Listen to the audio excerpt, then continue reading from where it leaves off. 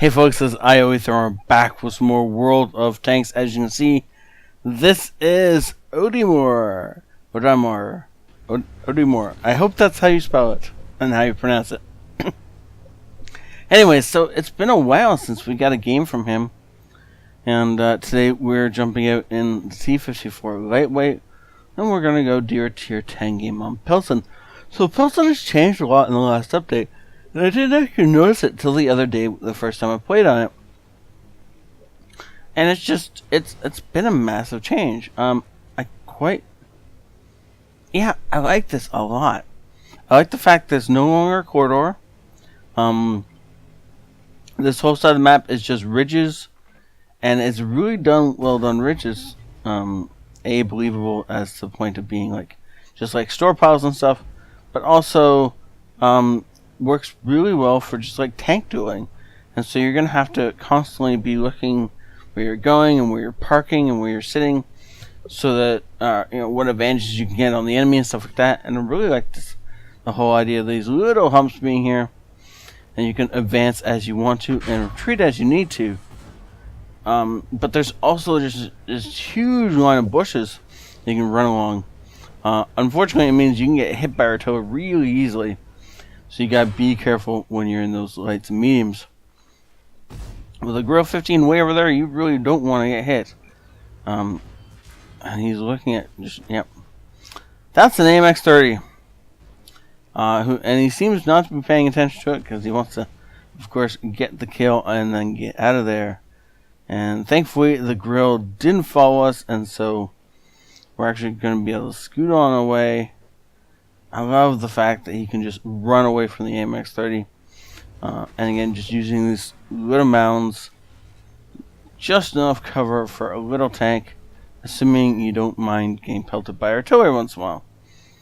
And then, of course, you can go on a little bit of offensive if he wants to.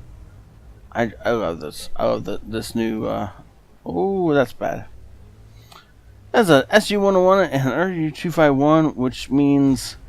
those two guys over there are going to have a ton of their lives trying to fight them off. Which probably means we need to vacate this location. And Odimor has just realized this for himself. And he's going to begin to scoot away from this location. Now, thankfully, none of the enemies have set up to the spot where they can pin him down. And he's actually able to scoot all the way back over to the main town, which is pretty much the same as before as far as I can tell. If you, by the way, know any differences of this main town compared to before, then go ahead and tell us. I know these buildings over here have changed a little bit, but I mean the central core seems almost exactly the same. I can't actually find anything that is different for that central core. These buildings actually look pretty similar, though I can't pin down exactly what's different now. Though there's definitely a difference. I know there's a difference. I just can't figure out what that is. Oh, there's no hill, right? Oh, it's all equal ground. There used to be a hill here. That's interesting. We're going to go through these double doors. We are. And hit that AMX in the side. And then run away. Oh, I like the fact this is open now. This was not a path before. Or it wasn't a path that was intended. I'm pretty sure you could do some hopping around in the rubble. And where are we going now? This whole side of the map I haven't really seen. Last time I was here I was in a heavy. And oddly enough, heavy tanks had a tendency to get stuck all in one spot. And so I was in there grinding against other heavy tanks, trying desperately to survive and not die. So this is actually a nice tour of the map, considering the fact that he's in fact just trying to live and do damage. It works out really well. So he does have the combat rations on. Oops, I was trying to hit the wrong button while trying to do this. So do take this whole thing with a grain of salt. He's going to be doing a little bit better than he'd be doing if he didn't have those combat rations. I'm also going to assume his goater is no longer shaken. Though there's probably still a Grill 15 in this area. Is it looking in this direction? Is really the question. Looks like our ST1 is getting surrounded by an AMX-30 and a T-54. And of course the ISU up on top, meaning he's going to have some serious trouble. Unfortunately, he goes down, and that is going to be a real issue without the ST1 in this game. That is our biggest armor piece. Actually, one of the biggest armor pieces in the game has just died. Meaning we really do have to be a lot more careful.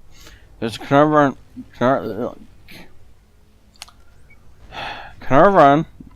whatever. It's that thing back there that's helping us. Carnivarn. There we go. That's close enough. Nice shot. And unfortunately, he's doing these silly things where he's running back and forth in front of the enemy gun, and that's just never a good plan. Whatever you do, you want to get behind artillery pieces. Don't sit around in front of them unless you are 100% certain of the last time it fired. And even then, it's still not a great plan, just in case it turns out they have adrenaline systems going, or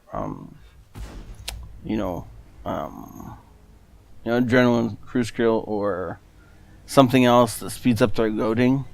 They might have rations on for all you know, Brothers in Arms, gun rammer, and adrenaline.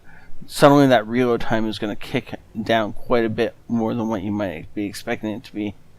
And so if you're not really careful about making sure you're out of their line of sight, out of their gun arc, you could find yourself on the losing end of a round really quickly. Much quicker than you may suspect if it turns out they like artillery and they like this vehicle and they've really decked it out, kind of thing, right? AMX-30, is that our nemesis from the start of the game? It looks like it because there's only one in the game, and he is right over there. The Carnarvon is going right at him. I don't think it's a good plan from the Carnarvon, but I mean, what else is it going to do? AMX is looking this way when the Carnarvon hits him for the first time. But he's going to return that favor really quite quickly and take the poor Carnarvon apart, unless the Carnarvon gets some help. And one bit of help, but I don't think that's going to be enough. Oh, the Carnarvon. Oh, yep, he gets some more help. T-92 helps him with a nice shell. Unfortunately, Batchat comes in and says, no, we're not going to do that. And that is unfortunately going to be the end of the brave Carnarvon. Now you could cap, but I don't think this is a good plan. And I'm glad he didn't do it permanently. The thing is, of course, that there is a T-54 on the enemy team, which is fast enough to get from one location on the map to the other and kill him if he started just capping. What he needs to do is get up to the top of this hill, take cover behind the grill, and use the wreck to shoot the Batchat. The Batchat has some movement speed to it, but it shouldn't be able to get away from you. Now that you know exactly where it is, and you more or less have it cornered.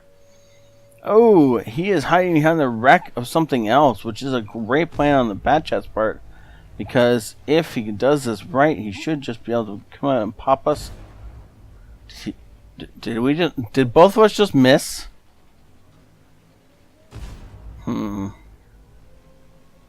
Good job circling him. Unfortunately, if the Batchat was smart, he'd back up against the wall, and you wouldn't be able to circle him, and he would have popped a shell in your general direction by now. Unfortunately for him, he panicked, and instead just sat there doing circles, while you did faster circles around the outside of him. And that was the end of that. Now we are going to speed this up because we know exactly where the enemy is, and it's just a matter of getting all the way back to base. There's no point in it taking forever to get there.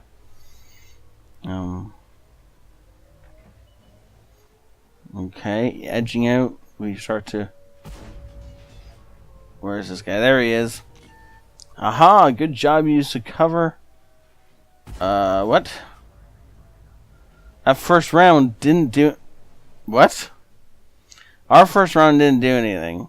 It bounced, and his first round managed to miss, and now our artillery is ramming him? Well, we got gold shells loaded now, so this should be able to bounce. As artillery stuns him after the failed ram attempt, tracking him in place.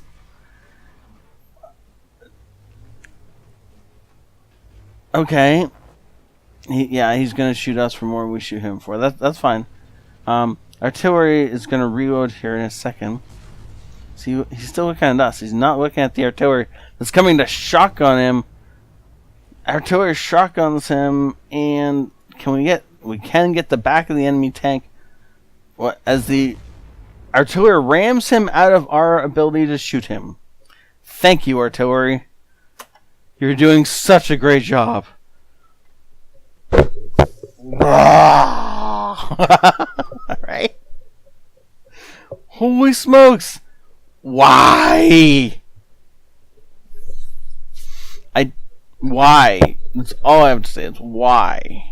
Mastery badge, ace tanker, spotter, bruiser, fighter, fire perfect, and a defender. That whole game was filled with things that just like drove me absolutely crazy. But the end, where the artillery made sure to ram the enemy out of our line of fire and then cover him so that we couldn't do anything.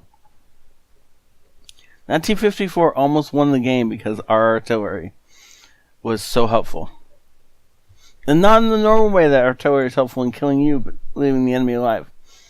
Now, he wanted to block us from killing the enemy while the enemy finished the game. Good Lord. You know, sometimes you have teammates to make you wonder if you want enemies as well. Oh, well done, though. This was a great game. This actually is enough damage combined to get you into 6k damage club, good sir. That is good job. Congratulations on that. If you are in the Discord already, then give me a poke and identify yourself, and I'll give you the 6k damage reward for Discord. If you're not in the Discord, then there's a link down below if you want that kind of prestigious thing. And yeah. Thank you all for watching. Have a great day, and I'll see you later.